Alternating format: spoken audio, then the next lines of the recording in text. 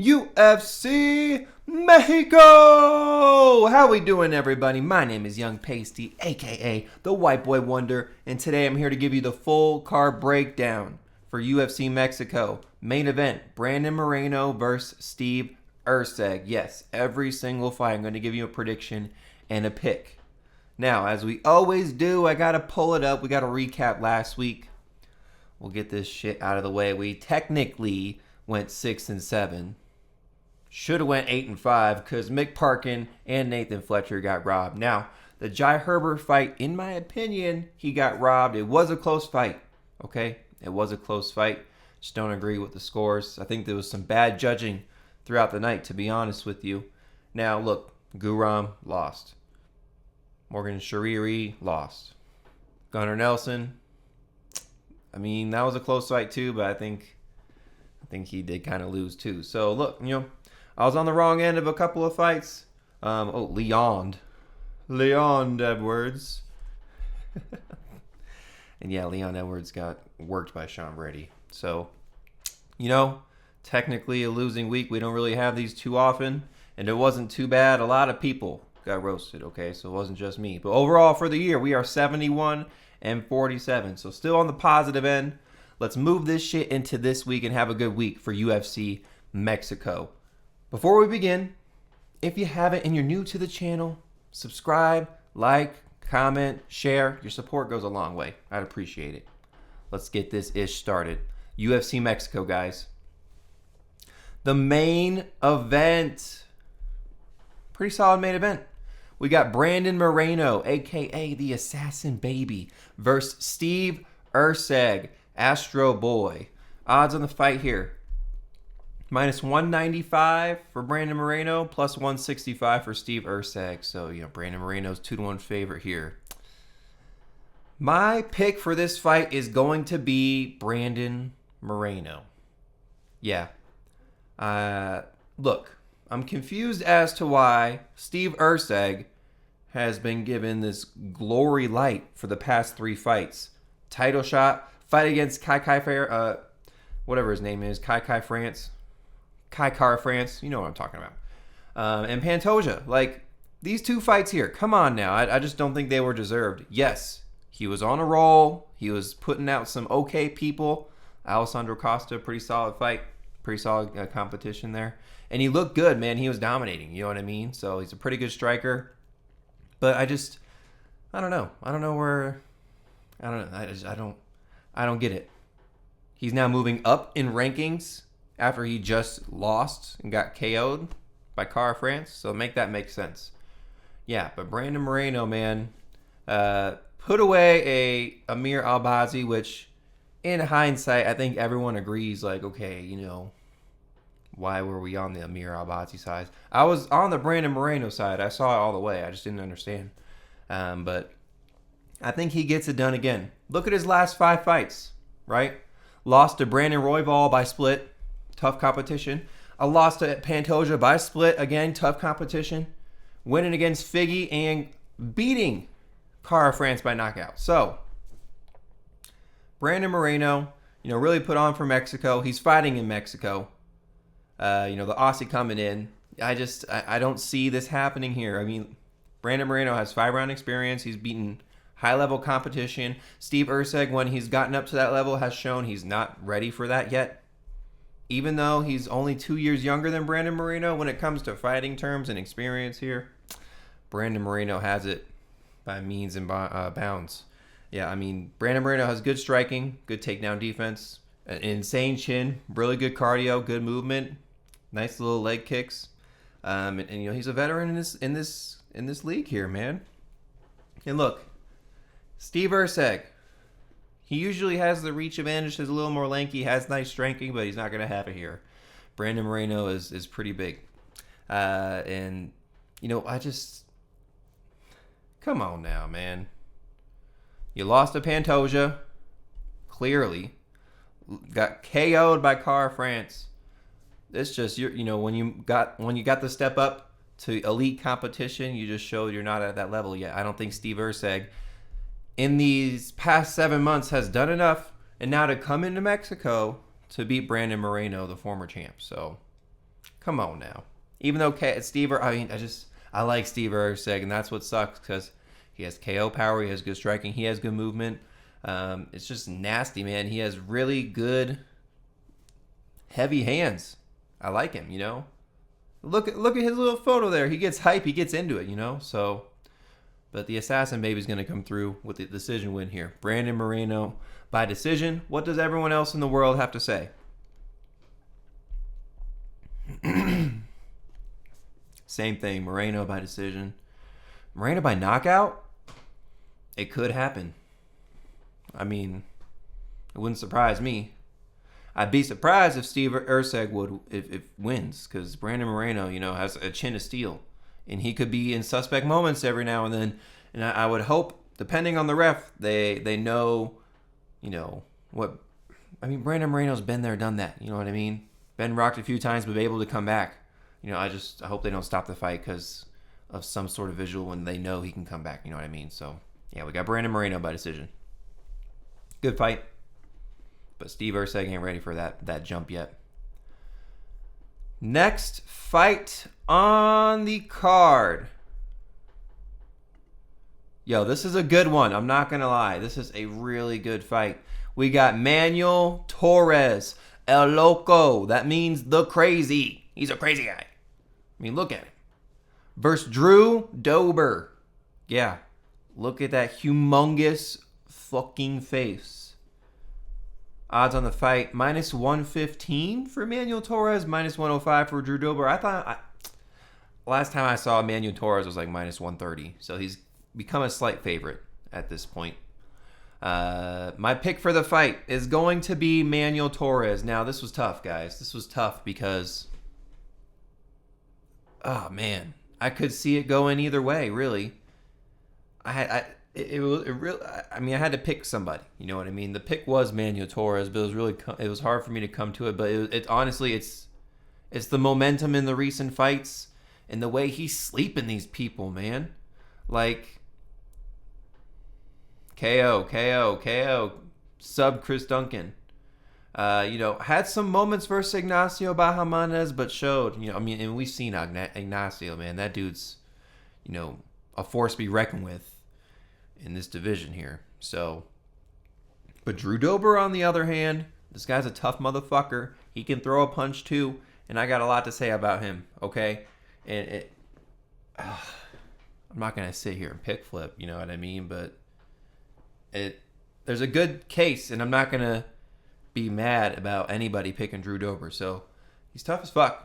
He has super nice striking. He has a chin of steel. Yes, he's a little bit older. You're going to see his record and be like, oh, man, but he got KO'd. Oh, but this is Gene Silva, man. Come on now. Went to decision with Moicano. The Matt Frivola one, yeah, that was an early stoppage, in my opinion. I think that fight could have went longer there. Gets a win over Bobby Green, which was nasty. Good, nasty KO. Bobby Green got flatlined there. And then a win over Ricky Glenn. I mean, that guy's trash. But, prior to this, he's a pretty active fighter and has put on, some great fights in the past. He has KO power. He is a little bit hittable and a little bit shorter, but he's got these humongous thighs. I mean, like, he's strong. He's built. Like, this guy is strong as shit. Pretty good, pretty decent takedown defense.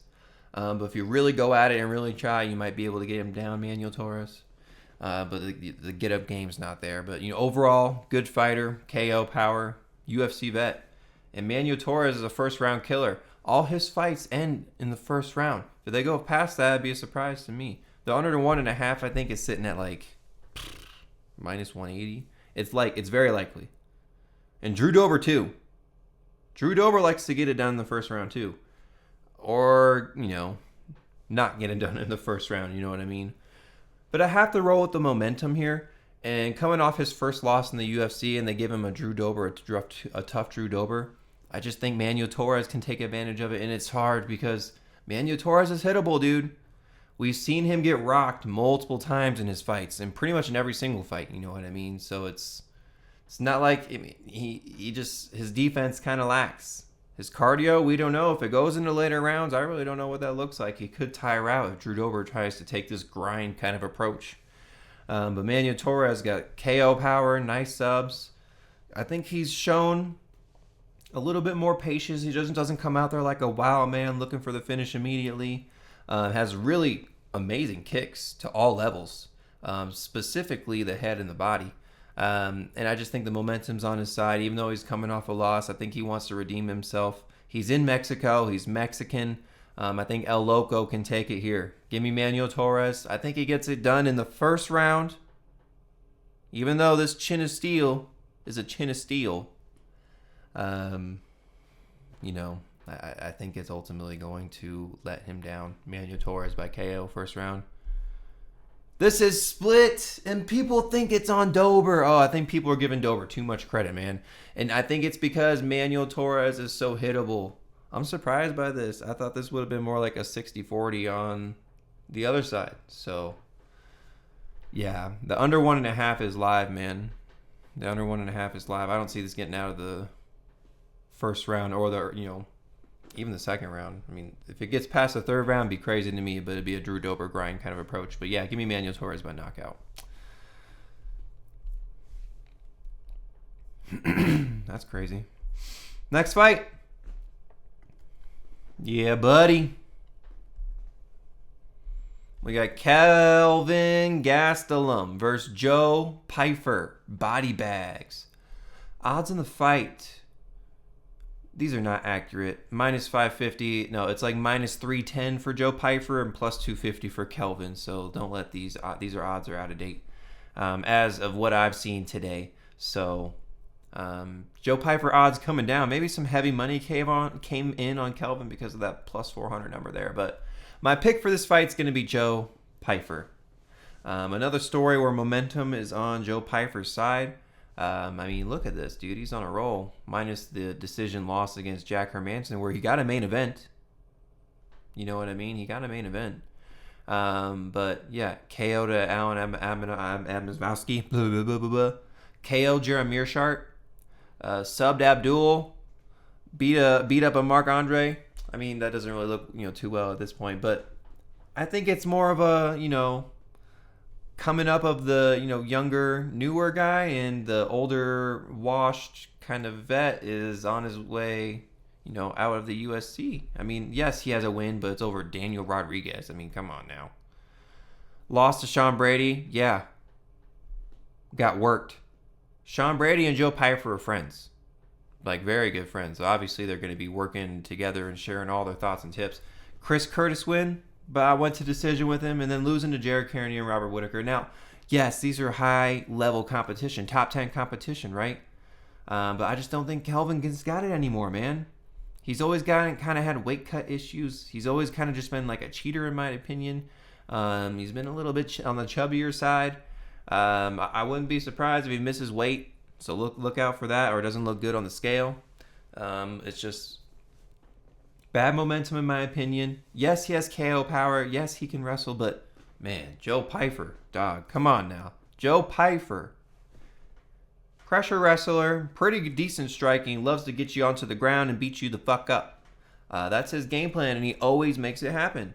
He always makes it happen, other than the Jack Hermanson fight where it went 5 rounds. It was a tough fight. Ultimately didn't get there. But he's been working, okay? And again, he works with Sean Brady. Sean Brady is going to give him all the tips over Kelvin. I could see Joe Pyfer subbing Kelvin, even. That wouldn't be a surprise to me. That's not really his game, though. He likes to get him onto the ground at some point. And he has nasty ground and pound work. Really, that's his best game, right? So his striking's okay. When it comes to their striking, I think Kelvin has the slight advantage when it, because he's been there, done that in the UFC experience. In the UFC, he's gone against Izzy at some point. So it's like, he's been there, right? He's been there. But Joe Pyfer, man, a force to be reckoned with. I just think that he's a dog, right? You like when you have that dog mentality, like it's somebody I always lean towards. So Joe Pyfer, I think he gets it done by KO. So he's a favorite for a reason. This came down because the Kelvin gas, these odds are they were too wide at that point, right? Minus 550 was a little bit too wide. Minus 310, I think it sits around that and then bumps back up. I I don't see the love for Kelvin. I don't. Man. Yeah, I see, and everyone kind of agrees with me. Joe Pyfer, 86% of people think Joe Pyfer is going to win. 67.3% of those people think it's going to be by KO. Kelvin, 14%. Yeah, I mean, it's going to be a good fight, right? And Joe Pyfer needs the test. He needs a name to put onto the list because these names aren't really too notable. You know, that Jack Hermanson one would have been pretty good, but he lost it. And, you know, I think the Jeremy O'Shart one and the Abdul one are okay, especially, you know, I mean, he's an active, too. He's an active fighter, right? I mean, so is Kelvin since, you know, this 2-year layoff he had. Maybe got a little disappointed with his losses, but ever since then, he's the competition level has gone down. And he's, you know, lost to Sean Brady, win over Chris Curtis. Okay, I'll give him that. And then, I mean, Daniel Rodriguez is nothing to brag about. Joe Pyfer would handle D-Rod. Dude, he would handle D-Rod. And you went to decision with him, so... Yeah, we got Joe Pyfer by KO. Excuse me. We move on. Hey, guess who is back again? The young cat. We got Raul Rosas Jr. El Nino Problema. El Nino Problema versus Vince Vendetta Morales. Odds on the fight here, we got -310 for Raul, plus 250 for Vince. Those odds are up to date and accurate. My pick for this fight is going to be Raul Rosas Jr. I mean, the young cat is in Mexico. It's his home area. And the wrestling, man, that's what he needs. I'll just keep this short, right? His striking's okay. It's not up to the level of Vince Morales, right? If this is a striking battle and Raul Rosas cannot take Vince down, it's a wrap, man. Vince will win the fight, dude. Vince is more... He's been there, done that on the feet. He might even be able to... I mean, Raul Rosas has a chin. He's very young. He has pretty good cardio, lots of energy, jacked, tough, right? But Vince Morales has that kind of vet toughness, right? That gritty toughness, and his fights are tough. And you're like, oh, well, you know, it was a tough, you know, it went the wrong way over Elijah. No, it didn't. Taylor Lapilus beat him up. These are fights that are out of the UFC when he got dropped. And Raul Rosas been on a tear, man. Look at this. He's got 5 fights in the UFC, and the dude's 20 years old. I mean, can we give him some credit here, guys? Tough loss to Christian Rodriguez, who's actually fighting on this card as well. But yeah, man, you know, it's ultimately if Raul Rosas cannot get Vince down, it's over. But I think he can, and that's how he'll do it. He will get Vince down at some point, whether it's a single leg, a double leg, a takedown from the fence. He's gonna close distance. He's not gonna be sitting there. That's not his game. He don't want to sit there and strike with Vince Morales, and Vince Morales knows that. And Vince Morales better have a crazy submission up his sleeve or some sort of get-up game, which I don't think he has here. Raul Rosas is going to body him on the ground like he does with all of his opponents. But he just needs to get the takedown. He does. He can't be sitting here playing games. He really can't. So, yeah, we'll keep it short. Raul Rosas Jr. by decision. Vince Morales is tough. I don't think they'll get a stoppage unless there's a huge, nasty cut that Raul Rosas may be able to get with like an elbow at some point. But the type of control Raul Rosas has on top is not like, let me get lots of damage in, and it's like, let me take and hold this position and then strike where I can. So, what do we got on the cards? Yeah, no one has any faith in Vince Morales here. Damn. Yeah, it's tough, man. Yeah. But he's tough. A lot of people are giving him credit. By submission? Come on now. We haven't even seen him do that to anybody. Okay. 2 people. I'm lying. But out of the 5 fights he's had, half of his wins are by submission. Okay, I'll give you guys that. Okay.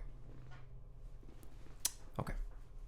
Anywho, I mean, Vince Morales, I don't see it, man. Could happen. Maybe like an arm triangle or something in a quick moment. Raul Rosas Jr. by decision. Vince Morales is a tough guy. Another test, Raul will pass and move his way up, and maybe he'll get a ranked opponent next. Maybe. So, we move on to the next fight. Excuse me. All right, this is a little fun one here, guys. This is a little fun one. We got David Martinez, the Black Spartan, versus Saimon Oliveira. Odds on the fight here, minus 400 for Martinez, plus 310 for Saimon Oliveira. My pick for the fight is going to be David Martinez. However,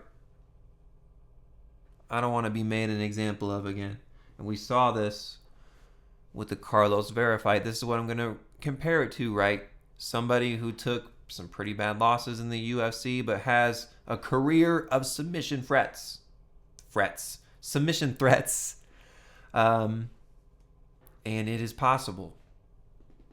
It is possible Oliveira could come out with a sneaky sub. But I think David Martinez is that guy.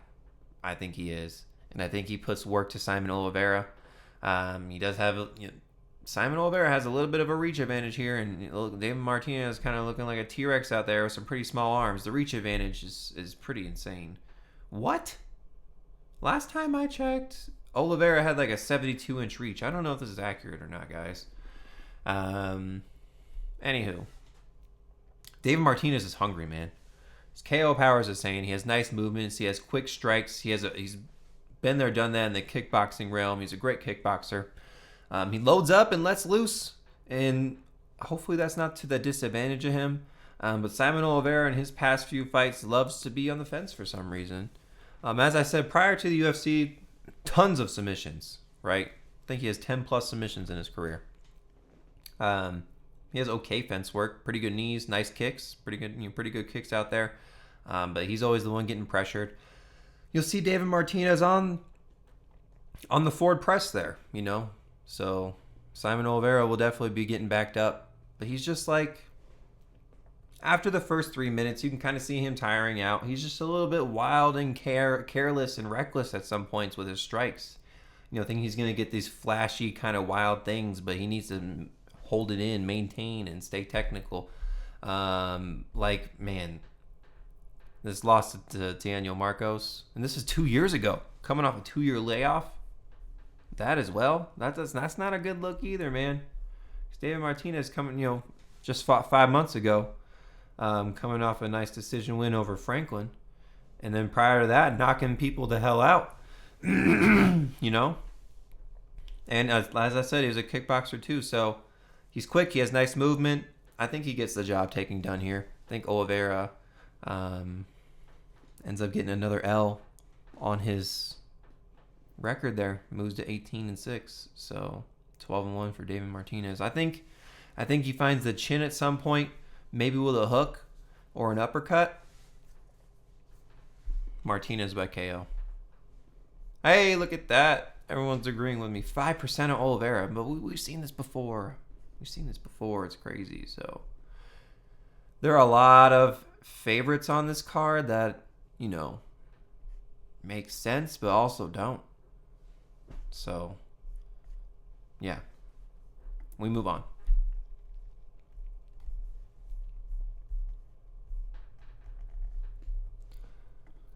Next fight.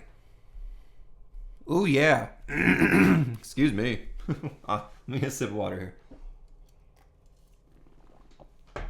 All right. We have Edgar Chairez, Puro Chichali versus CJ Vergara. Odds on the fight, minus 265 for Edgar, plus 210 for CJ. Odds are swaying even more for Edgar. I've seen him at minus 300. And yeah, that's my pick here. Edgar Chairez. Don't let these records fool you here. Or at least Edgar's, right? Edgar is a tough motherfucker. Okay? Great leg kicks. Pretty good, decent striking. Sub threats there. Takedown defense. Meh. That might be what CJ Vergara might be able, might try to exploit, but Edgar likes to keep that reach in that distance. I believe he has a reach advantage here. Yeah, 4-inch reach advantage. He's a little bit taller and lankier, and I think he'll be able to keep that distance. His leg kicks are nasty and brutal. Pretty good boxing. He's from Mexico. I mean, the odds are in his favor. Like it's all Edgar, in my opinion here. CJ Vergara is really not that good. KO by Ramazan. Decision loss over Asu. I mean, it's tough because these guys are these guys are dogs that he's losing to. I mean, but your wins are over bums. These guys are not very good. These guys are filled with L's in the UFC. And yeah, it's just like whenever he gets put up against a good test, he loses, you know? And yeah, he's fought a lot, but he's shorter. He has okay defense. He's just, as of recent, not really looked too good. He's mid, and I'm not trying to poop on you. He's okay striking, but he's like, he gets bullied. He gets handled. He has bad takedown defense. Cardio's not really that good at the end of the day. I'm not a fan of him, man. I'm not. It's Edgar all day. Edgar Chairez all day. He's not going to lose this. He's not. In what world? Who the fuck is picking CJ Vergara? I'd give Edgar Chairez by decision, yeah. I don't know. It's crazy to me.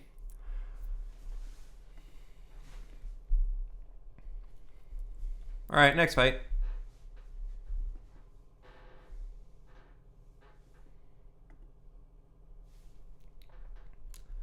All right, we have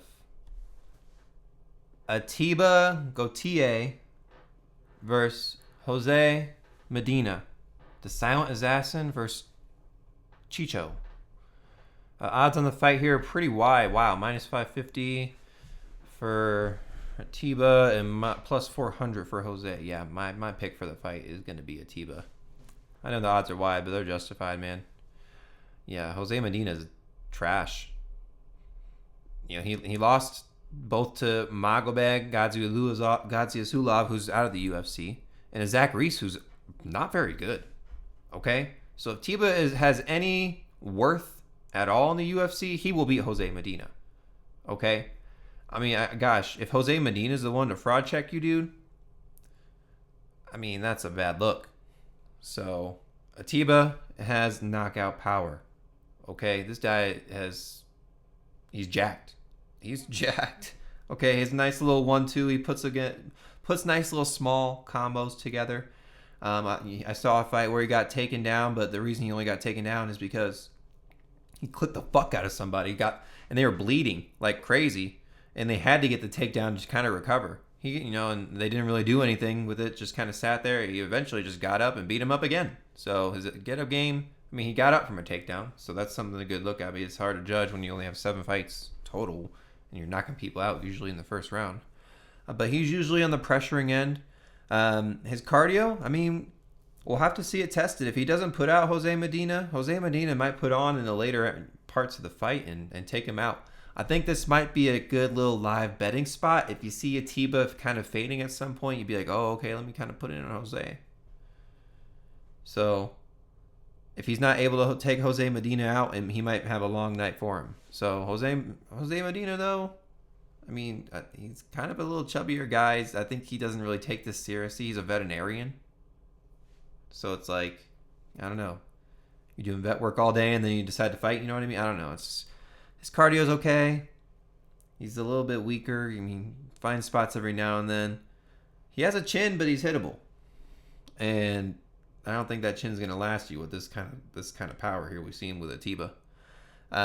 He's not really good at closing distance at all. We saw that in the Gadziasulov fight. His wrestling, we haven't seen it tested. But his cardio's decent. He went to decision with both of these guys. So that's what I say. I mean, we see Ateba kind of fading in the later spots. You could see Jose maybe at some point take him out. If his cardio's not there and he's not able to take out Jose. But I think he will. Ateba's on a roll, man. We have Ateba by KO. Whoa! No faith in Jose. I understand. I agree. Give me Ateba. Gautier.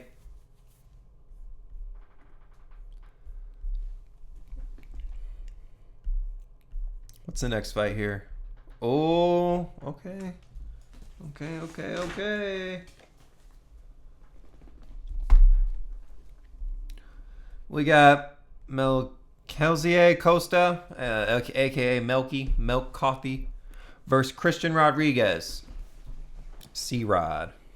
Odds on the fight here. Plus 135 for Melky. Minus 165 for Christian Rodriguez. Yeah.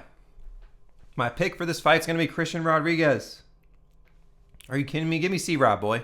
Give me C-Rod. The odds aren't too bad. Actually, they're coming down. They're actually coming down. I saw Christian Rodriguez around like minus 142. But this is what my thought process is on these odds here and why they're so kind of close. Because I thought Christian Rodriguez would be 2-1 favorite, maybe more. Christian Rodriguez got subbed by Julian Rosa. It was not a good look. It wasn't. And Costa comes in and subs a vet and Andre Fili. And I think that's why the odds are so close. I think people are giving way too much credit to Costa. I think people are going to be like, oh, Costa's this super sneaky underdog of the week. Come on. Come on, no. That is not the case. He's meh. I mean, his competition is really not the best. Christian Rodriguez out here putting all these prospects away. He beat Raul Rosas Jr. He beat Cameron Saimon. He beat Erceg Del Gorin. Do I need to continue? He beat Austin Bashi. All right, these are names, dog. Well, who are your wins? Austin Lingo? Oh, your most recent win is Andre Fili. You did look good in there. Okay, I'm not going to give you that. I'm going to give you that. Your leg, you're on point in that fight. Your leg kicks look great. And yeah, I mean, you put on business there. But Christian Rodriguez, man, he's underrated. He takes out prospects. People are discrediting him for his loss to Julian Rosa when he's gone against elite wrestlers in Raul Rosas Jr. and Erceg Del Gorin and beat both of them. Okay? He's good defensively. He has nice knees. He has good striking. He has his own wrestling. He can put you on top. He has good top control. He has good cardio too. He's active. He's just counted out always. Man, give me C-Rob, boy. C-Rob by decision. Get the hell out of here, Costa. I'm tired of you. Excuse me. Coming down with something, I think. Because I'm sick of this bullshit. C-Rod by decision. Next fight.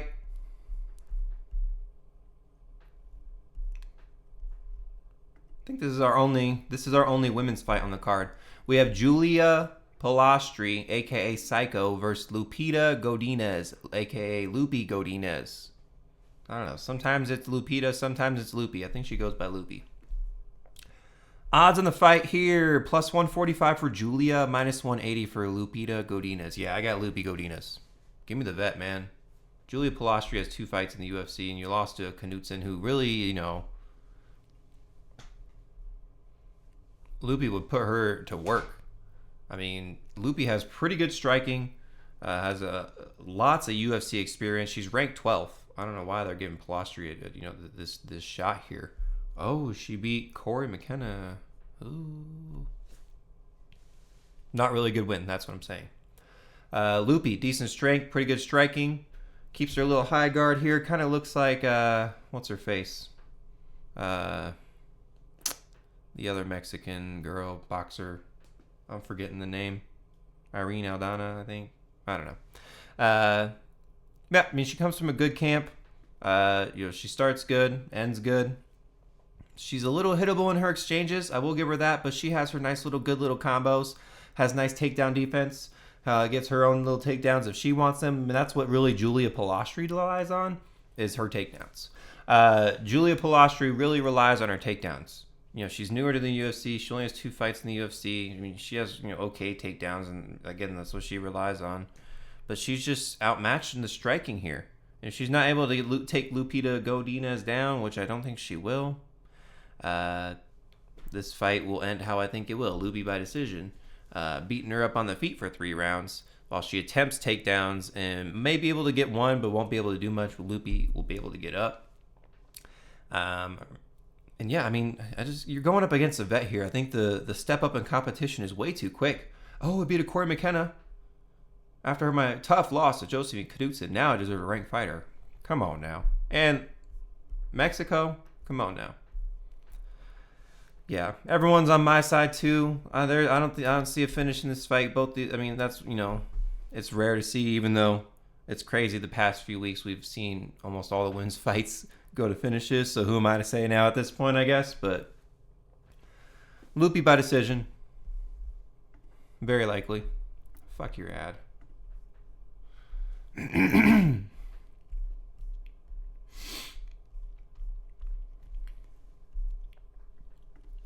Next fight, we have Rafa Garcia, aka Gifted, versus Vinc Pichel from Hell. Odds on the fight, minus 480 for Rafa, plus 360 for Vinc. Yeah, my pick here is Rafa. Come on now. 42-year-old Vinc. We just saw it last week. You get to a point when you're so old and it's not looking good. Yeah, he lost a decision to Bonfim. He is tough, and I'll give him that, but he got his ass whooped for 3 rounds. He got a couple of good strikes in, but nothing where he was going to get a finish or where it was like the odds on the fight. Like, he just got handled the whole... That was almost a year ago now. Rafa Garcia coming off a tough loss to Grant Dawson. Was looking okay here for a few fights.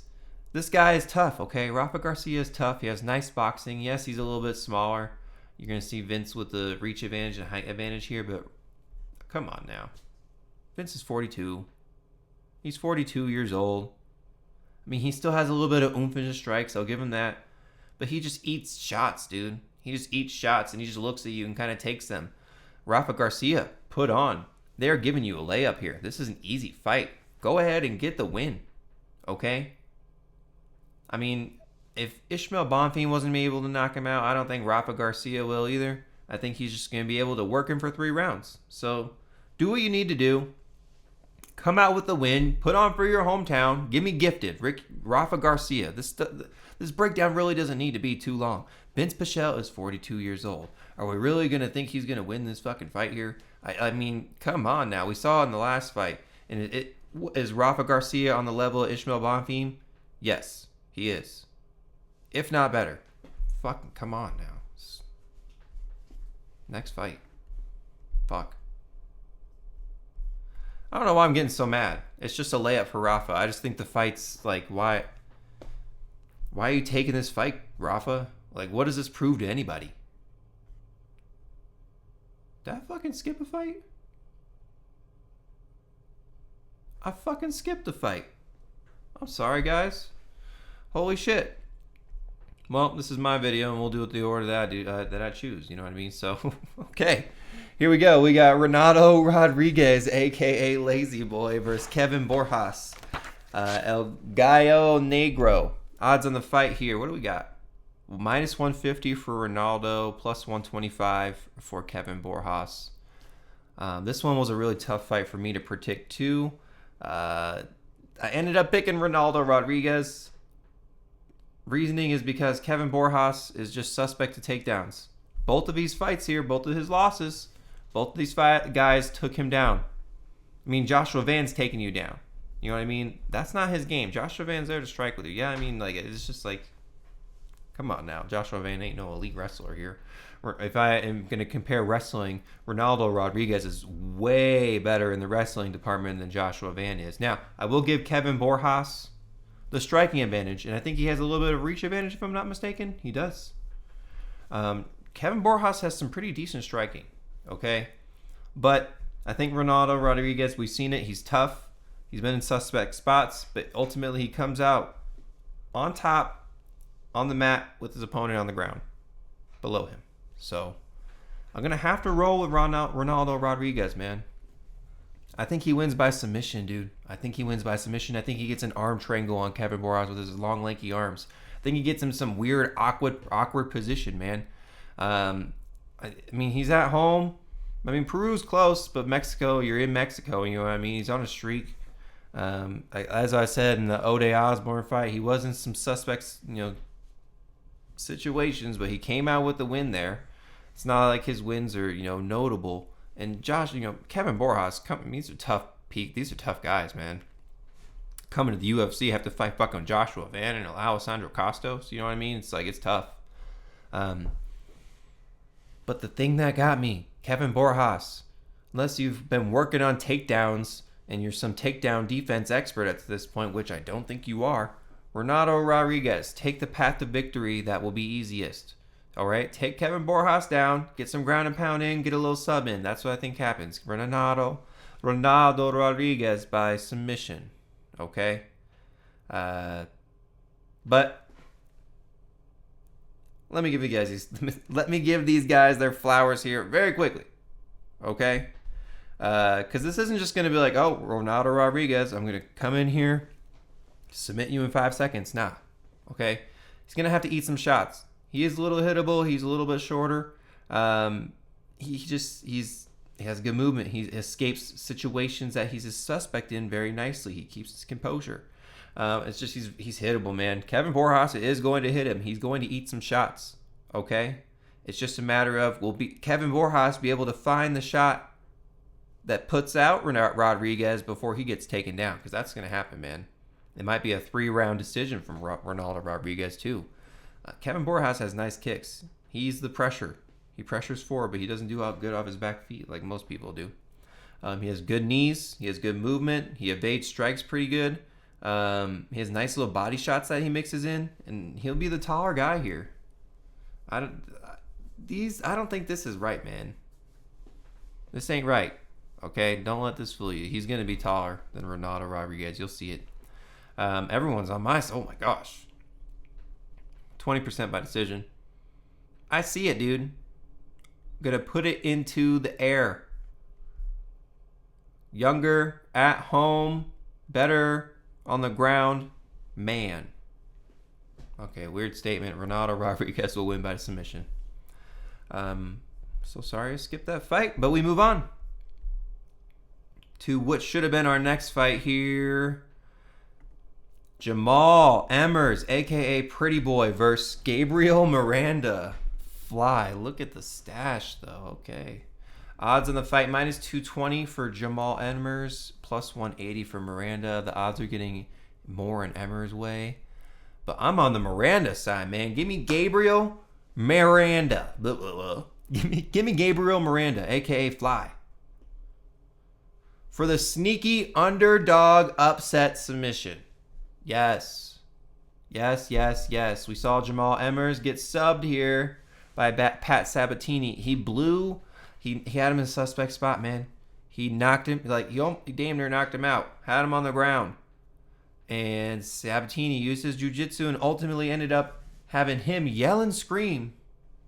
I think he tore a knee or something there. It was really bad. Yeah, Jamall Emmers. I see it, man. I see it. You're going to look at Gabriel Miranda and be like, oh, well, he lost to Morgan Shariri and he lost to Benoit Saint Denis by KO. But this dude has been getting submission after submission after submission. He's from Brazil. He's been there, done that. I think that this is a better fight for him than those other fights. Those are tough guys, man. Okay?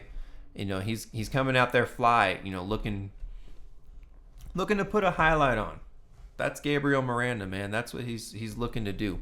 Let me get my fucking notes here. His awesome leg kicks, dude. You know I love my Brazilians. Sub Threats Live. He's underrated due to his losses. He's going to be, I believe, taller than Jamall Emmers, if I'm not mistaken. A little bit taller.